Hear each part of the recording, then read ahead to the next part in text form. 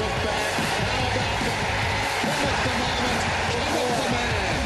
Oh, and again there's a turnover. And Ablett, the little genius, drives it home. Is there nothing he can't do? Well, I'm not sure that there is. Brilliantly. Something decisive from Ablett will occur. What more can you say?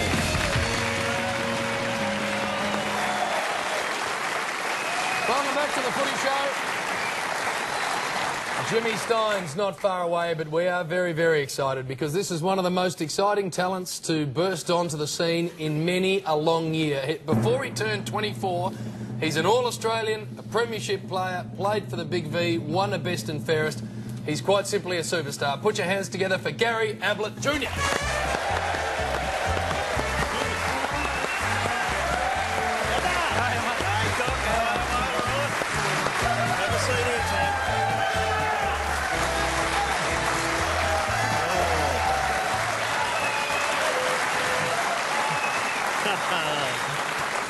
Welcome, mate. Great to have you. We're really excited when you agreed to come on. You don't do much media stuff. We don't see much of you. Why is that? Oh, look, it's just not my kind of thing. I like to kind of keep low-key and you know, just kind of get out there, enjoy my footy and just kind of stay away from the hype of things, so... And I know you don't like talking about yourself, but it's hard not to, given the form you're in. I mean, you'd have to be living under a rock not to realise that everyone's talking you up, along with Buddy probably, and Juddy is the best players in the comp. So for someone who likes to keep a low profile, how are you dealing with that hype?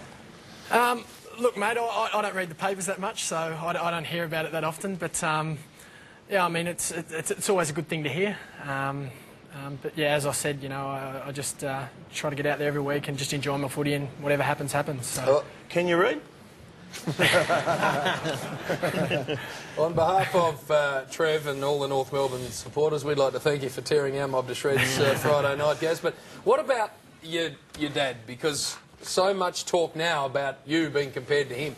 How do you cope with the spectre of having such a famous dad who was equally talented in a different way? Oh, I don't know about that, mate. I mean, every time I get home, every time I seem to play a good game, he always seems to bring out the highlights tape and just show me why, you know, he's always going to be better than me. So, yeah. But he does say that he's got you by a mile at the minute, doesn't he? He thinks he's a lot better player than what you are. He tells me that all the time. He does, yeah.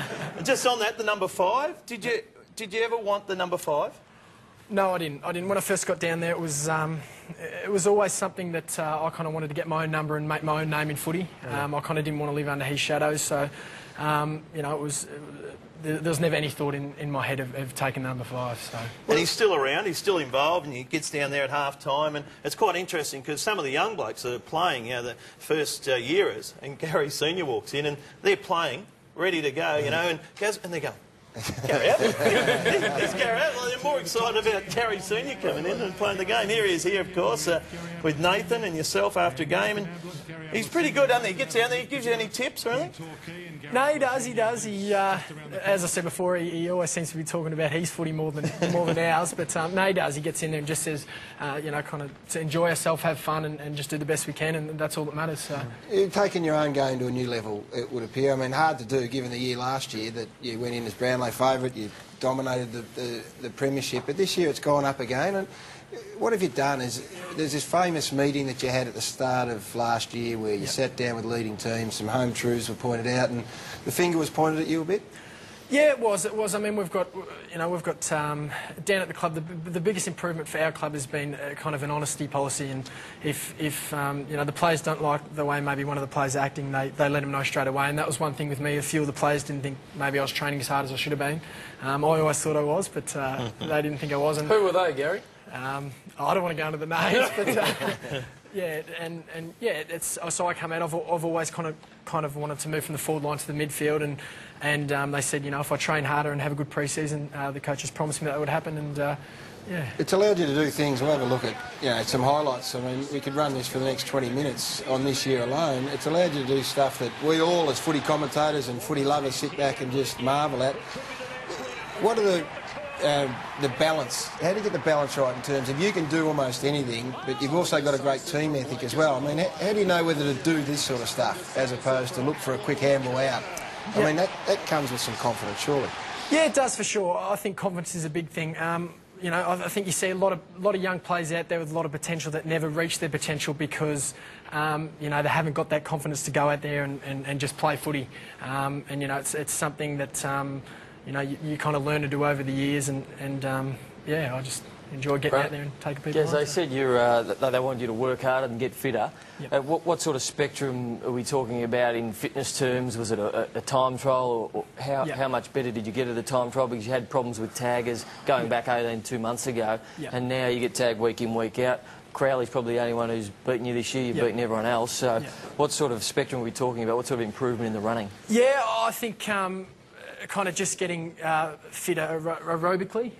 You know, they said that, you know, if I wanted to kind of make it to the midfield and leave the forward line, they wanted me to get a whole heap fitter. So it was just a matter of making sure I got out there every training session and did that little bit extra and just kind of, got myself... We just saw Ryan Crowley there. That's the attention you come in for week in, week out. How are you dealing with that? Who gives you a chop out? You get pretty good protection now. Who are the boys in there that give you a hand? Yeah, no, it does get tough at times, but...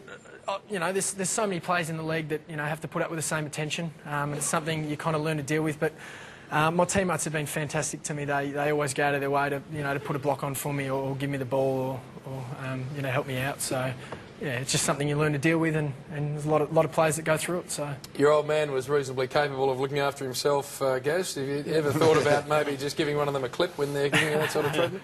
No, he's told me a few times that he wouldn't mind getting out and giving him a few clips. He wants to get involved, doesn't he? He runs down to the fence and yells out at him as a crack. Can you remember your old man playing? I mean, we all do. And there's a couple of blokes in the audience that would be really familiar with him as well. I mean, this sort of stuff is amazing as well. What are your memories of your dad playing? Oh, it's hard to miss, mate. As I said before, you know, he's always got the highlight tapes out. So I think I've just about seen every goal and mark he's done. So he's a very competitive man. I mean, he's proud of what he was able to achieve. And we don't hear much from Gary now, and we probably didn't, a bit like yourself as a player. But the word is that he does